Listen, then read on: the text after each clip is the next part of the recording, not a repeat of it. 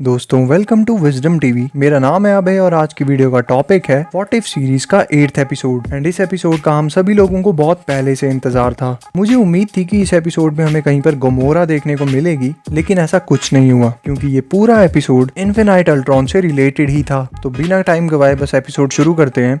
लेकिन एपिसोड शुरू करने से पहले बस चैनल को सब्सक्राइब कर दो और बेल आइकन दबा दो ताकि आगे रिलीज होने वाले व्हाट इफ के एपिसोड्स की हिंदी एक्सप्लेनेशन वीडियो जब मैं अपलोड करूं तो आपको उसकी पर्सनल नोटिफिकेशन मिल जाए। अब एपिसोड की तरफ बढ़ते हैं। एपिसोड शुरू होते ही हमें वॉचर दिखता है। वॉचर बताता है कि ये जो स्टोरी मैं आज बताने वाला हूँ, ये स्टोरी लिटरली मेरे दिल को दहला देती है। एंड लिटरली ऐसा ही कुछ हमें आगे देखने को भी मिला। हमें नताशा रोमनॉफ बाइक पर जाते हुए दिखती है एंड वो एक ईयर पीस के जरिए हॉकाई से कनेक्टेड होती है। नताशा रोमनॉफ के पीछे कुछ अल्ट्रॉन के रोबोट्स पड़े होते हैं, लेकिन हॉकाई उन सभी रोबोट्स को अपने एरो से शूट करके मार देता है। फिर कुछ देर बाद वो रोबोट्स हॉकाई की तरफ जाते हैं और उसकी बाजू को तोड़ देते हैं, लेकिन तभी नताशा रोमनॉफ आकर हॉकाई को बचा लेती है। एंड फिर नताशा रोमनॉफ हॉकाई को उसकी बाजू पकड़ाती है और यहाँ हमें पता चलता है कि इस यूनिवर्स में हॉकाई की एक बाजू कट गई थी और अब उसकी एक बाजू लोहे की बनी हुई है, जैसे विंटर सोल्जर की थी। एंड फिर हमें पता चलता है कि ये लोग रशिया पहुंच चुके हैं एंड यहाँ पर ये अल्ट्रॉन को रोकने का कोई जरिया ढूंढने आए हैं। फिर हमें वॉचर दिखता है और वो बताता है कि ये कहानी एक्चुअली यहाँ से शुरू नहीं हुई थी। इस यूनिवर्स में भी टोनी स्टार्क ने अल्ट्रॉन को पृथ्वी पर पीस बनाए रखने के लिए बनाया था, लेकिन अल्ट्रॉन को यही लगता था कि जब तक इंसान जिंदा है इस दुनिया में वॉर चलते ही रहेंगे और कभी भी पीस एग्जिस्ट हो ही नहीं पाएगा। इसलिए उसने अपना मेन गोल बना लिया कि वो सभी के सभी इंसानों को खत्म कर देगा। सिर्फ इंसान ही नहीं, हर तरह की स्पीशीज को मार देगा, सभी प्लैनेट्स को डिस्ट्रॉय कर देगा और एट लास्ट जब कोई भी जिंदा नहीं बचेगा तो अल्ट्रॉन के अकॉर्डिंग तब यूनिवर्स में पीस रहेगा। लेकिन जैसा हमने एज ऑफ अल्ट्रॉन में देखा था, अल्ट्रॉन विजन की बॉडी में घुस नहीं पाया था, लेकिन इस यूनिवर्स में अल्ट्रॉन ने विजन की बॉडी को पा लिया होता है। वो अपनी फाइनल फॉर्म में पहुंच चुका होता है और इसी वजह से वो सभी अवेंजर्स को खत्म कर देता है। एंड फिर अल्ट्रॉन पूरी अर्थ पर न्यूक्स चलाकर पूरे प्लैनेट को खत्म कर देता है। एंड जिस टाइम अल्ट्रॉन ने पूरे अर्थ पर न्यूक्स चलाए उस टाइम नताशा रोमनॉफ और हॉकाई एक एयरक्राफ्ट में थे, इसलिए वो बच गए।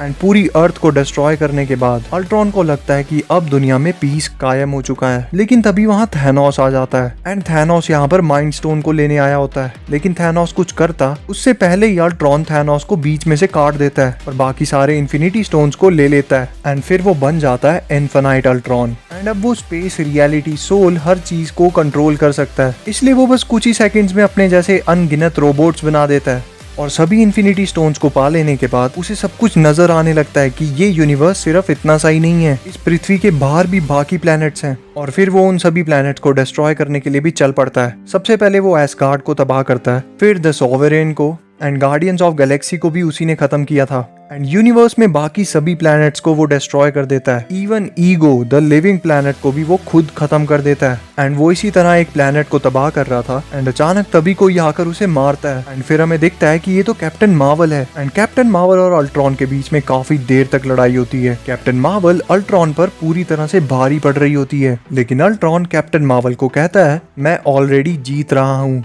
एंड वो अपनी इन्फिनिटी स्टोन्स को यूज करके एक बहुत बड़ा ब्लास्ट करता है। एंड फिर जब सारा धुआं क्लियर होता है तब हमें दिखता है कि कैप्टन मार्वल भी खत्म हो चुकी है और उसके साथ साथ बाकी सभी प्लैनेट्स भी। एंड फिर अल्ट्रॉन पता नहीं क्यों पर उदास सा हो जाता है और उसके पीछे वॉचर खड़ा होता है। वॉचर कहता है अल्ट्रॉन का एक ही सोल पर्पस था कि वो दुनिया में पीस कायम रखेगा और उसके अकॉर्डिंग हर तरह के लिविंग बींग्स को खत्म कर देना ही पीस था, और उसने अब इस पूरे यूनिवर्स में सभी को मार दिया है, इसलिए वो अपनी जिंदगी में अब अकेला फील कर रहा है। अब अल्ट्रॉन एक ऐसा प्रोग्राम बन गया है जिसका कोई पर्पस ही नहीं है। एंड वॉचर आगे भी बहुत कुछ कह रहा होता है, लेकिन तभी अल्ट्रॉन अचानक पीछे मुड़ता है और वो कहता है कि कौन हो तुम। एंड यहाँ हमें पता चलता है कि अल्ट्रॉन वॉचर को देख सकता है। अल्ट्रॉन इतना पावरफुल बन चुका है कि वो वॉचर को अपनी नेकेड आइज से देख पा रहा है। एंड जब अल्ट्रॉन वॉचर को कहता है मैं तुम्हें देख सकता हूँ, तो वॉचर बहुत बुरी तरह से हैरान हो जाता है। एंड इवन साफ साफ नजर आ रहा होता है कि वॉचर अल्ट्रॉन से डर रहा है, लेकिन वॉचर और अल्ट्रॉन के बीच में एक दीवार होती है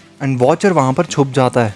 एंड वॉचर बस खुद को ये कहकर संतुष्ट कर रहा होता है कि नहीं, मल्टीवर्स अभी खत्म नहीं हो सकता, अभी भी इस दुनिया में एक होप बची हुई है। एंड फिर हमें ब्लैक विडो और हॉकाई देखते हैं जो रशिया में एक बिल्डिंग के अंदर घुसकर ढेर सारी फाइल्स को खोल खोल कर देख रहे होते हैं कि कहीं उन फाइल्स में कुछ ऐसा मिल जाए जिसकी वजह से वो अल्ट्रॉन को रोक सके। एंड तभी वहाँ पर एक फाइल पड़ी होती है जिसकी मदद से वो लोग शायद अल्ट्रॉन को रोक सकते हैं। एंड यहाँ पर पहली बार ऐसा हुआ था कि जब वॉचर चाहता था कि वो खुद सिर्फ वॉच करने के अलावा उन्हें बता दे कि वो फाइल वहाँ पर पड़ी हुई है, लेकिन नताशा रोमनॉफ उस फाइल को जाकर पकड़ लेती है। एंड फिर वॉचर की जान में जान आती है और उन्हें आर्मिम जोला की एक फाइल मिलती है। एंड उस फाइल में लिखा होता है कि आर्मिम जोला की लोकेशन है हाइड्रा का एक बहुत पुराना हाइड आउट जो साइबेरिया में है। एंड इस बिल्डिंग में यहाँ पर नताशा को रेड गार्डियन की शील्ड भी मिली थी। एंड फिर वो वहाँ से साइबेरिया के लिए निकल पड़ते हैं, लेकिन जैसे ही वो वहाँ से जाते हैं अल्ट्रॉन वॉचर के पास पहुंच चुका होता है। एंड फिर अल्ट्रॉन वॉचर को कहता है ये मेरा पर्पस है, इस पूरी दुनिया को साइलेंस करना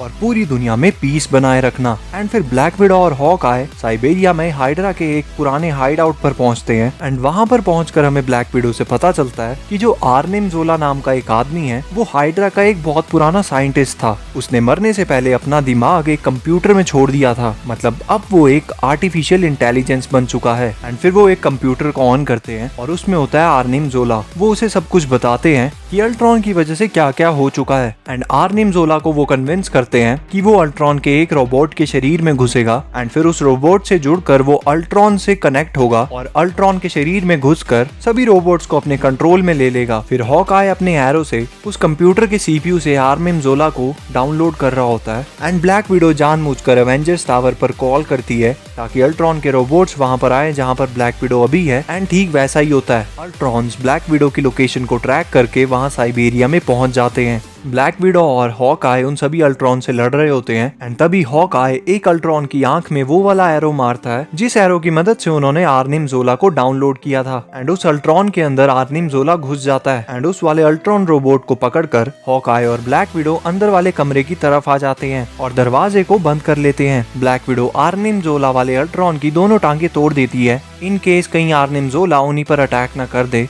एंड फिर आर्निम जोला उन सभी अल्ट्रॉन्स को कंट्रोल करने की कोशिश करता है, लेकिन वो उन्हें कंट्रोल नहीं कर पाता क्योंकि जो मेन अल्ट्रॉन है यानी इन्फिनाइट अल्ट्रॉन जिससे कनेक्ट होकर आर्निम जोला ने इन सभी अल्ट्रॉन्स को कंट्रोल करना था वो एक्चुअली इस यूनिवर्स में है ही नहीं। और इतनी दूर से इन्फिनाइट अल्ट्रॉन के शरीर में घुसकर इन सभी अल्ट्रॉन्स को कंट्रोल करना इम्पॉसिबल है। एंड फिर बाकी अल्ट्रॉन रोबोट्स दरवाजा तोड़कर वहां अंदर आ जाते हैं। नताशा रोमनॉफ आर्निम जोला वाले अल्ट्रॉन को अपनी पीठ पर उठाकर वहां से ऊपर की तरफ चढ़कर बाहर निकलने की कोशिश करते हैं, लेकिन हॉकआई उन अल्ट्रॉन्स को रोक रहा होता है। एंड उन सभी अल्ट्रॉन्स को वहां पर रोकने के लिए हॉकआई को अपना बलिदान देना पड़ता है। एंड हॉकआई वहां अल्ट्रॉन्स के ऊपर जंप कर देता है और अपने बॉम्ब वाले एरो से उन सभी अल्ट्रॉन्स के साथ खुद को भी ब्लास्ट कर लेता है। एंड ब्लैक विडो और वो आर्निम जोला वाला अल्ट्रॉन बाहर आ जाते हैं। एंड फिर नताशा रोमनॉफ आर्निम जोला से पूछती है अगर वो तुमसे कनेक्ट नहीं हो पा रहा तो वो आखिर है कहाँ पर। एंड फिर हमें दिखता है कि अल्ट्रॉन तो वॉचर से लड़ रहा है एंड वो वॉचर को बहुत बुरी तरह मार रहा होता है। एंड वो वॉचर को मारते हुए एक यूनिवर्स से दूसरे यूनिवर्स पहुंच जाता है। एंड फिर वॉचर भी इन्फिनाइट अल्ट्रॉन से लड़ने लग पड़ता है, लेकिन इन्फिनाइट अल्ट्रॉन ही वॉचर पर भारी पड़ रहा होता है। इन्फिनाइट अल्ट्रॉन वॉचर को बहुत बुरी तरह मार रहा होता है। वो वॉचर को मारते मारते एक यूनिवर्स से दूसरे यूनिवर्स पहुंच जाता है। एंड ऐसा सिर्फ एक बार नहीं बहुत बार होता है। काफी देर तक वॉचर भी इन्फिनाइट अल्ट्रॉन का सामना करता है, लेकिन जैसे ही वॉचर को मौका मिलता है वो वहां से भाग जाता है। एंड अल्ट्रॉन वॉचर को भागते हुए देख कहता है तुम चाहे कहीं भी चले जाओ लेकिन मैं यहाँ से सब कुछ देख सकता हूँ।